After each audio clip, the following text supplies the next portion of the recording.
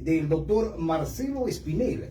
El doctor Marcelo Espinel es vocero de la Comisión Cívica de Seguimiento para elegir fiscal general del Estado. Y el día de hoy estamos con su grata presencia. Estimado doctor, qué gusto, bienvenido. Muchísimas gracias, buenas tardes, un cordial y atento saludo a la audiencia. Perfecto. Doctor, el objeto precisamente, el objetivo de su visita a la ciudad de Azogues, a la provincia. Bueno, en el marco de un convenio que existe entre la Fundación Ciudadanía y Desarrollo y la Universidad Católica de Cuenca, estamos realizando una serie de actividades académicas de cara a fortalecer los conocimientos de los estudiantes y de la planta docente en temas de integridad, lucha contra la corrupción, fortalecimiento de la democracia. Y pues en esta ocasión específicamente, ya que se dio inicio al ciclo de la carrera de Derecho, tuvimos la oportunidad de poder compartir opiniones y conocimientos con alumnos y docentes de la carrera al respecto de cómo está funcionando la democracia en el país. Doctor, para empezar a abordar uno de los temas esenciales en el país, como es la elección del próximo fiscal general del Estado, antes de aquello, ¿qué le pareció en su visita al campus Azogues de la Universidad Católica de Cuenca? Realmente muy bonito el campus y más allá del aspecto referente a la infraestructura, creo que es muy gratificante ver estudiantes ávidos de conocimiento, estudiantes muy participativos, interesados precisamente en formarse de cara a aportar en la construcción de un mejor país. Creo que eso es lo que le da la razón de ser a una universidad. Perfecto. Ahora sí, doctor, si usted me permite, vamos a abordar uno de los temas esenciales del país. Usted está al frente de esta comisión ciudadana de selección, de seguimiento, ¿no?, para elegir el fiscal general del Estado. Son 75 aspirantes, estimado doctor. De estos 75 aspirantes, uno solo llegará a ser fiscal general del Estado por un lapso de 6 años. A ver, yo creo que podemos aprovechar para hacer un ejercicio de pedagogía con la ciudadanía. ¿Quién es el fiscal? El fiscal es uno de los cargos más importantes en el país y tiene a su cargo la iniciativa en la investigación de la comisión de delitos en el país. Si es que el día de mañana nosotros creemos que un individuo pudo haber cometido un delito, es la fiscalía que tiene que demostrar la existencia o no de esa comisión de un delito, la existencia o no de ese delito. Si es que nosotros identificamos el día de mañana que hay un político, un funcionario público que probablemente pudo haber cometido un caso de corrupción, estará en las manos de ese fiscal identificar si es que ese caso de corrupción se ha cometido o no, para que posteriormente los jueces puedan decidir. Y actualmente como país enfrentamos una situación muy compleja. En años pasados se decía cuál es el partido político que está detrás de poner fiscal, cuál es el poder económico que está detrás de poner fiscal. Y ahora tenemos un tercer actor, el crimen organizado. El crimen organizado. El crimen organizado, choneros, tiguerones y todos sus nombres y variantes que probablemente también están interesados en los poner fiscal. GDOs. Porque a la larga, si es que yo soy miembro de un grupo de crimen organizado, lo que menos quiero es que me investiguen. Y si es que me investigan, que esa investigación tenga como resultado que yo no soy culpable de lavado de activos, de tráfico de drogas, de estos delitos que ahora son muy comunes en nuestro país y que tanto daño nos están haciendo. En ese sentido, el Estado ecuatoriano debía haber reemplazado a Diana Salazar en abril del año 2025, que era nuestra ex fiscal. Esto quiere decir que el Estado ecuatoriano tenía que haber realizado este proceso en el año 2024. Así es. Estamos 2026 y el proceso recién se está haciendo. Las famosas autoridades subrogantes, estimado. Exactamente, llevamos un retraso enorme al respecto del proceso de selección general del país. ¿De quién está a cargo de este proceso?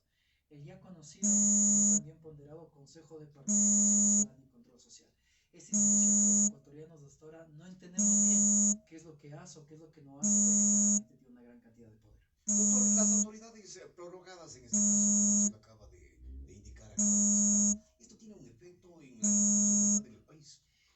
No es bueno para ninguna democracia, no es bueno para ningún país el tener autoridades prorrogadas, porque son autoridades que son más proclives a la corrupción.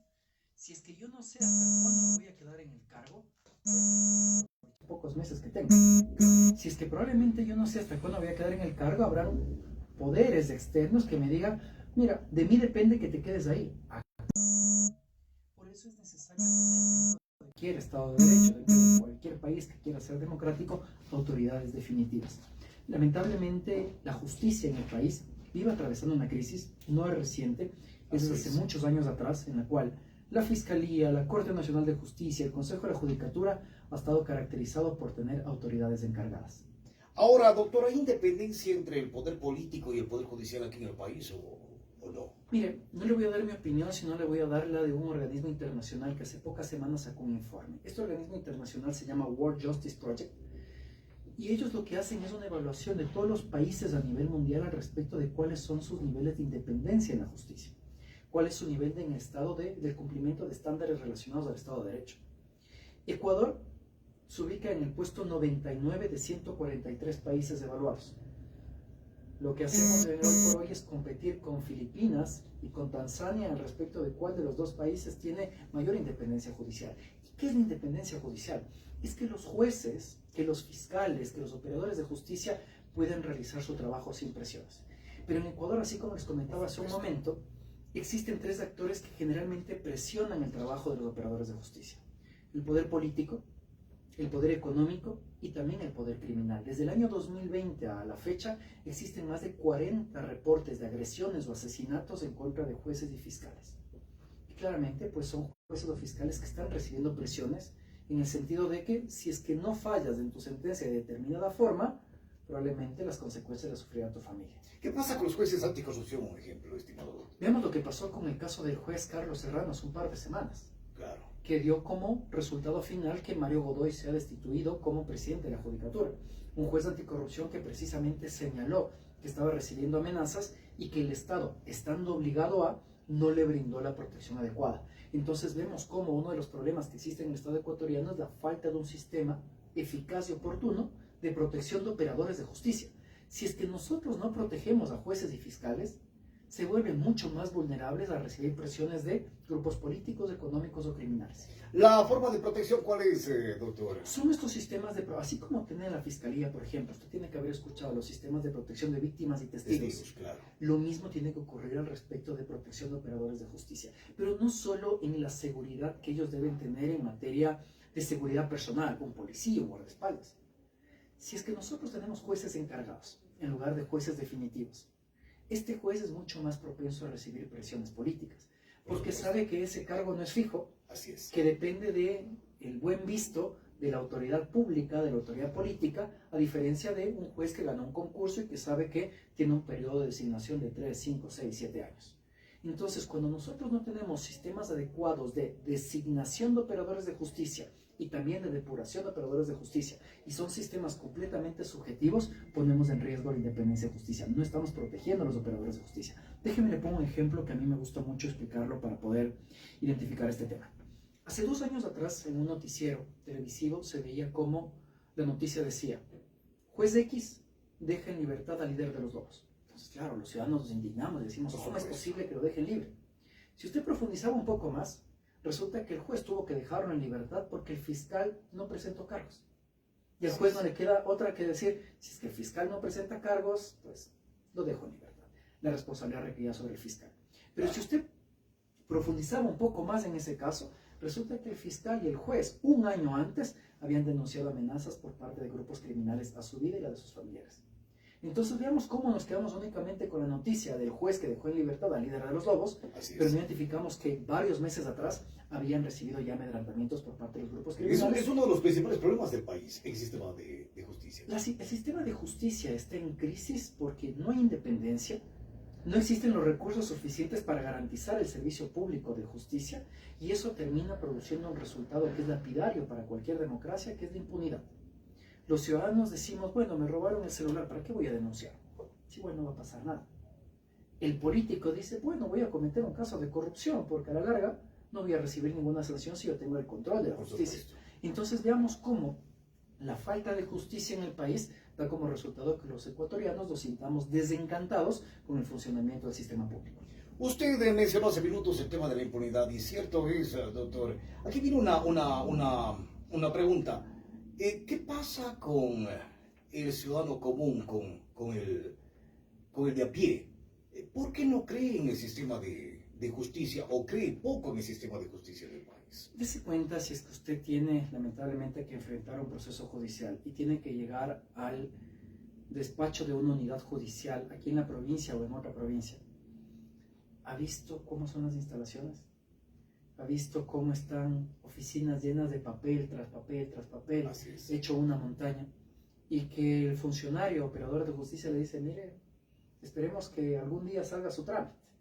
Entonces el ciudadano se da cuenta que no tiene acceso a la justicia, porque la justicia está demorando, porque no tiene infraestructura adecuada, porque no hay suficientes operadores de justicia, y empieza ya el primer nivel de desconfianza. Después comienza a tratarse su caso y se da cuenta que a pesar de tener la razón en derecho, es muy probable que el juez sea coimado. Y el juez, al momento de ser coimado, probablemente en lugar de fallar a favor de este ciudadano, falla a favor de la otra parte. Y el ciudadano dice, ¿para qué acudí a la justicia? Que me tardó tiempo, que me costó plata, si al final del día el fallo que yo obtuvo fue contrario a derecho y contrario a mis intereses. El ciudadano comienza a hartarse del sistema y trata de, pues, huir de este sistema y de la misma forma incumplir con normas y hacerse parte de este ciclo que lamentablemente es dañino para cualquier país. Bien, estamos con el doctor Marcelo Espinel, queridos amigos, es vocero de la Comisión Cívica, dando seguimiento, ¿no? El doctor Marcelo Espinel está de visita acá en la ciudad de Azogues, estuvo de visita el día de hoy, mantuvo un diálogo con estudiantes de la Universidad Católica de Cuenca, un interesante diálogo a propósito. Ahora, doctor, volvemos una vez más a la elección de fiscal general del Estado. La Comisión Ciudadana de Selección concluyó ya a la revisión de requisitos e inhabilidades. La fecha estuvo hasta ayer, 16 de marzo. Ahora, ¿qué se pudo observar? Le voy a ser muy directo, no se pudo observar nada. Las carpetas, no, nada. Exactamente, y ese es el problema. La ley le obliga al Consejo de Participación Ciudadana a transparentar los expedientes de cada uno de los postulantes. Por supuesto. Lamentablemente, el Consejo de Participación Ciudadana ha dicho que no va a ser público los expedientes hasta que no culmine la fase de admisibilidad. ¿Cuál es el riesgo de esto? Que en estos 10 días que han transcurrido desde que culminaron las postulaciones, probablemente encontraron una carpeta incompleta, una carpeta con un documento que no fue presentado en debida forma, y lo que aprovecharon fue decirle al postulante, oye, completa tu carpeta, oye, corrige este documento, caso contrario vas a ser descalificado antes de ahora. Doctor, veamos cómo esta opacidad lamentablemente abre no solo sospechas, sino una ventana enorme a que se haya cometido un caso de corrupción beneficiando o perjudicando a determinado postulante. Estos serían los riesgos. Dentro de esto, ¿qué es lo que nosotros hemos visto generalmente dentro del proceso? Un proceso que ha estado retrasado, que tenía que haber culminado hace más de un año. Adicionalmente, hemos visto cómo la Comisión Ciudadana de Selección, que está compuesta por ciudadanos, así como también representantes de funciones del Estado, son individuos que no tienen la experiencia suficiente y necesaria establecida en la norma, y que adicionalmente, pues, lamentablemente se encuentran inmersos en una serie de cuestionamientos al respecto de cómo ha sido su accionar durante ese tiempo. No han transparentado información sobre cada uno de los postulantes. Y finalmente, lo que hemos visto y que nos genera mucha preocupación dentro del proceso es que al no tener acceso a la información de quiénes son los postulantes, entiendas el contenido de sus carpetas, se está vulnerando el derecho al control social que tienen los ciudadanos y que probablemente abra la puerta a que se beneficie a algún postulante que puede ser que se alinee a intereses políticos, intereses económicos o intereses criminales. Doctor, si es que no se da la revisión de estas carpetas, difícilmente se podrá auscultar, observar, mirar si es que algún aspirante terminó siendo afectado, ¿no? ¿Por qué? Porque se desconoce, pues. El día de mañana el Consejo de Participación Ciudadana nos puede decir que de los 75 postulantes solo 20 pasaron. Y yo necesito saber por qué decidieron descartar a los otros 55. Porque mientras el Consejo me puede decir que se lo descartó porque su carpeta estaba incompleta, pero no me deja al mismo tiempo revisar la carpeta, ¿cómo sé si esto es verdad? Porque puede ser que una de estas personas descartada probablemente terminaba siendo incómoda para el poder de turno y era mejor sacarlo del proceso. Hablando de incomodidad, estimado doctor, hay dos personajes muy públicos, muy conocidos entre los 75 aspirantes, el señor doctor de la Gasca y el doctor Alarcón, el actual fiscal, ¿no? General del Estado. ¿Genera incomodidad en el proceso, en esta selección de fiscal general del Estado, que estos nombres o no? Mire, yo creo que hay que tener en cuenta lo siguiente. Lamentablemente, la norma permite aspectos que creo yo que deben ser reconsiderados. ¿A qué me refiero? Creo que lo ético, lo moral sería que el actual fiscal encargado, Carlos Alarcón, pida una licencia, Por supuesto. en el sentido de poder participar en el concurso y no utilizar la institución, que es la Fiscalía General del Estado, para promocionar su candidatura o incluso para llevar a cabo investigaciones que puede presionar los resultados del concurso. Creo que este comportamiento ético, íntegro, que más allá que no esté en la norma, diría mucho un aspecto positivo de Carlos Alarcón y su legítimo interés de buscar su designación como fiscal. En el caso de José de la Gasca, yo creo que es importante poner sobre el tablero las conexiones políticas que pueden existir. Fue un exministro de Daniel Noboa y eso de una u otra manera puede poner en tela de duda la independencia del poder político que podría tener José de la Gasca en el caso de ser designado fiscal. Y hay un elemento que nos causa mucha curiosidad. En el año 2018, José de la Gasca ya postuló para ser fiscal. Curiosamente, quedó en el penúltimo lugar de 20 de los postulantes en ese momento. Y si usted accede el día de hoy a la página web del Consejo de Participación Ciudadana, usted puede acceder a las carpetas de todos los postulantes del 2018, a excepción de José de la Gasca. Y nosotros nos preguntamos por qué dieron de baja su expediente, Claro. porque creo que es importante dentro de este ejercicio del derecho al control social, los ciudadanos podamos ver qué fue lo que sucedió en ese concurso y que podría diferir del actual concurso. Hasta el momento, a ver, estas elecciones tienen que darse hasta cuándo, hasta el mes de mayo, ¿no? De acuerdo al reglamento de selección de fiscal, se determina que la Comisión Ciudadana de Selección tiene 4 meses para escoger fiscal. Ya, Esto debería ser hasta finales de mayo. hasta finales de mayo. Y le da la potestad del reglamento al Pleno del Consejo de Participación Ciudadana de extenderlo hasta 2 meses más para que en el mes de julio podamos tener fiscal. Personalmente tengo dudas. Andrés Fantoni nos decía el año pasado que en agosto íbamos a tener fiscal, después que en diciembre íbamos a tener fiscal y ahora nos dice que hasta julio de este año. Veamos si se cumple, pero yo personalmente, por cómo se ha venido llevando a cabo el proceso de selección de fiscal, los retrasos que existen dentro del proceso, dudo que lleguemos a julio y habrá que ver qué es lo que sucede. De lo que va del proceso, ¿hay transparencia o no? No, definitivamente no. Nosotros hemos sido enfáticos en que el Consejo de Participación Ciudadana y la Comisión Ciudadana de Selección no han cumplido con la norma, no han transparentado información. Yo creo que aquí hay que posicionar dos cosas. Quienes deberíamos exigir transparencia, más allá de medios de comunicación y ciudadanos, en primer lugar es la misma presidenta de la Comisión Ciudadana de Selección. Ella, en teoría, nos representa a los ciudadanos en la selección de fiscal. Y quien debería reclamar que no se pueda acceder a la información sobre su trabajo es ella. No lo está haciendo. Y en segundo lugar, quienes deberían reclamar son los mismos postulantes. Si yo me tomé un mes en armar mi carpeta y yo sé el contenido de esa carpeta y sé que merezco ser fiscal, este tipo de acciones de opacidad pueden poner en riesgo mi postulación.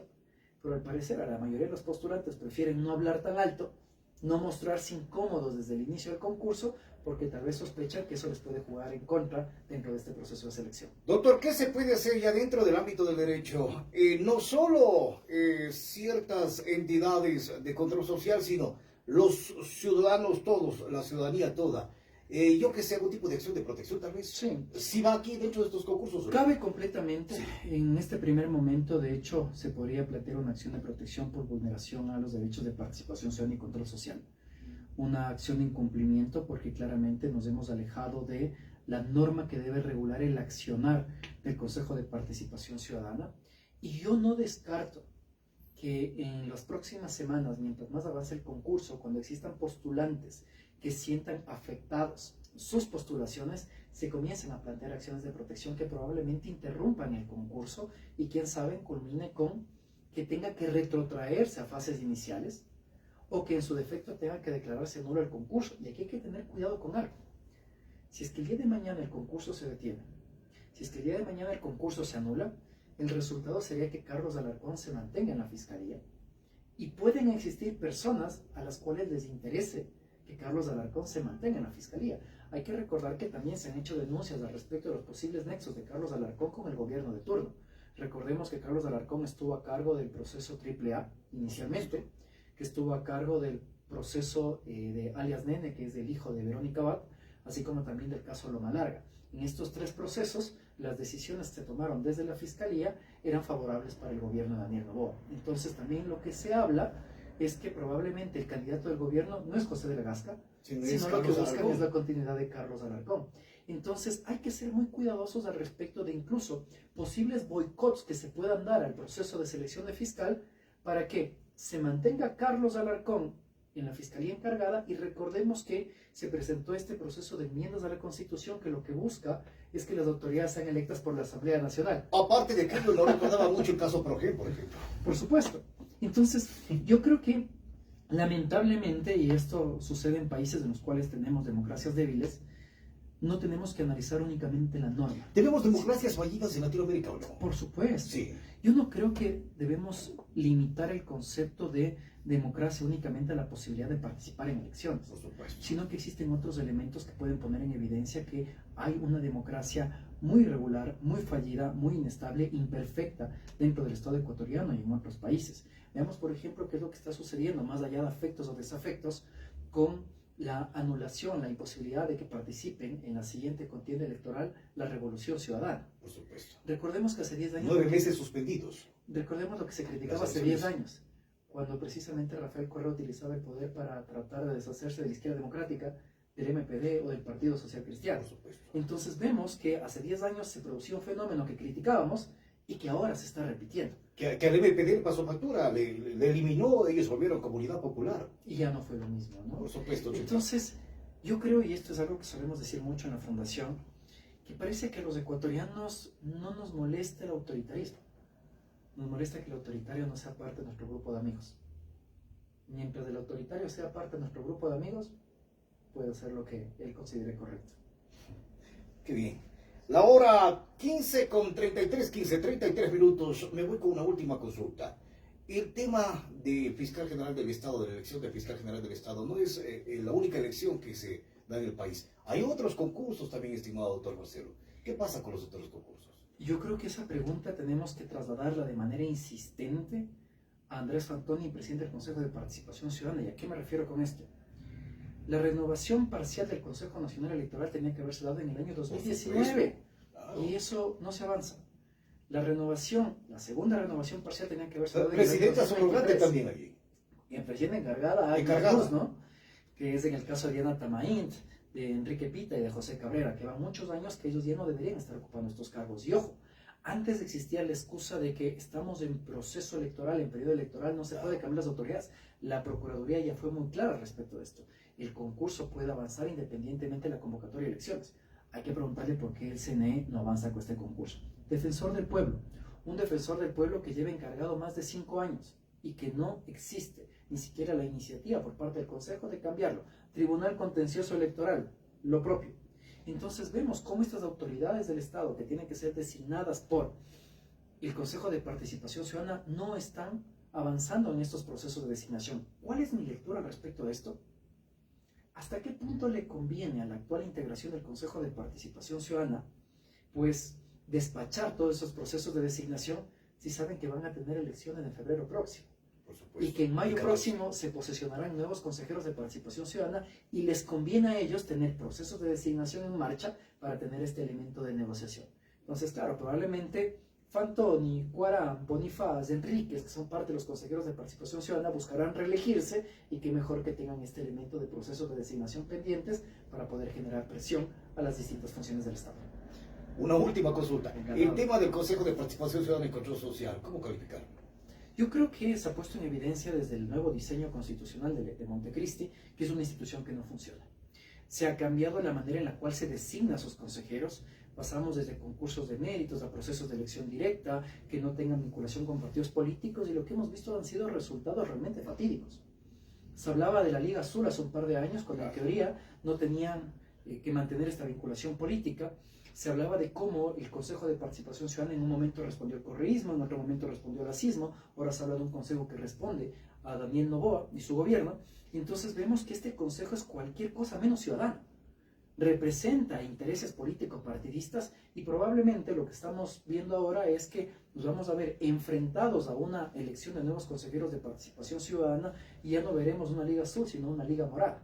Y que tengamos un tribunal contencioso electoral sin independencia que no sancione precisamente este tipo de prácticas. Yo creo que es Cuando lo ideal sería ni morados, ni celestes, ni... Deberían ser ciudadanos. Sino una sola, debería ser la bandera del país, pues, ¿no? Pero yo creo que que es tal vez muy ingenuo creer que la decisión de autoridades públicas no va a estar influenciada por poderes políticos. Yo creo que más bien incluso esto indirectamente debilita a los partidos políticos. Cuando se da la elección de los miembros del Consejo de Participación Ciudadana y Control Social, entre los principales requisitos está que sea una persona apolítica.